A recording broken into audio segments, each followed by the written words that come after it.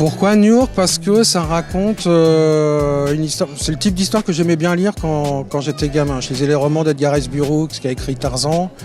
Je lisais le livre de la jungle, Rudyard Kipling, des romans préhistoriques de Ronnie Henné. Moi, j'aimais bien le côté Rahan en BD, dans Pif.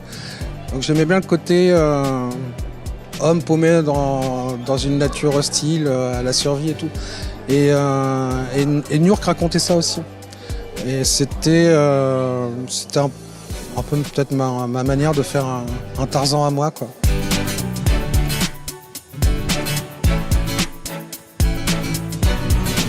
On a concocté un petit hôtel à Stéphane Vull avec les premières éditions des bouquins en fleuve noir. C'était la collection Anticipation mythique avec la petite fusée. Une statue de l'enfant noir réalisée par Atticus. Les premières recherches de chartes graphiques pour l'album.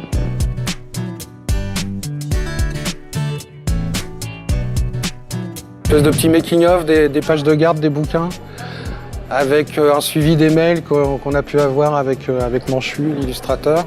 La biblio de Vull compte 12 romans et on compte bien tous les adapter. Donc, alors certains bouquins seront adaptés en one-shot, d'autres en 2 ou 3 volumes. Donc pour l'instant, on ne sait pas vraiment combien ça va faire d'albums de BD exactement, mais je pense que ce sera autour de 25 sûrement, quoi. Moi, ce qui est vraiment important dans la science-fiction, c'est qu'il y ait quelque chose qui nous parle d'aujourd'hui. C'est-à-dire, on s'en fout de parler du futur, il faut que la science-fiction, elle parle des problèmes d'aujourd'hui à des gens d'aujourd'hui. Et après, on peut transposer, ça sert de loupe.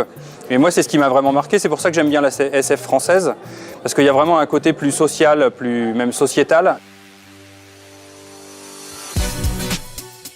Le concept est très simple et moi j'aime bien quand on peut raconter l'histoire au départ très simplement. Ça évoque plein de choses, après on développe, mais il y a vraiment cette espèce de concept du fait que en fait, les humains sont devenus les animaux de race extraterrestre, qui les traitent bien, mais en fait ça suffit pas de bien traiter les gens et donc visiblement ça nous ramène nous aussi à nos rapports avec les animaux, etc. Donc finalement ça c'est vraiment passionnant et ce roman m'avait vraiment marqué. Et je me rends compte dans les BD que je fais aujourd'hui qu'il y a toujours des rapports avec ces romans-là de Stéphane Vull ou des choses qui sont restées et qui continuent à me travailler, des questionnements que j'ai toujours. Et j'aime bien quand ça questionne, justement.